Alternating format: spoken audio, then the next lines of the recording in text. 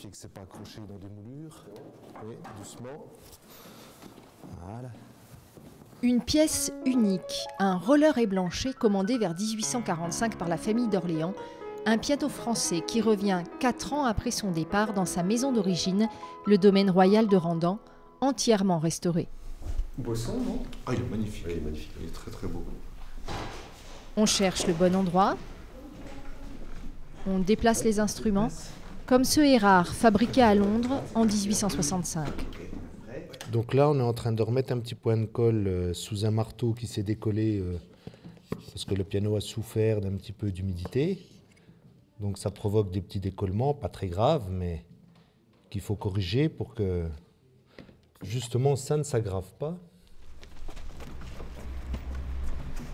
Les pianos historiques ont passé 80 ans dans les greniers, abandonnés depuis l'incendie du château en 1925. Classés monuments historiques, la région les redécouvre au rachat du domaine royal en 1999. Le ministère de la Culture décide alors de les remettre totalement en état de jeu.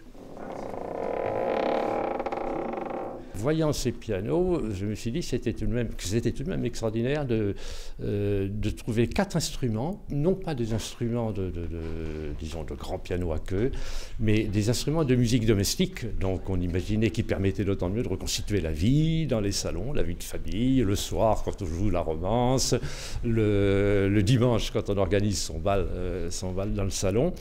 Et on couvrait ainsi finalement avec les 4 instruments du domaine royal de Randan, l'ensemble du grand siècle du piano, le 19e siècle, depuis son introduction en France.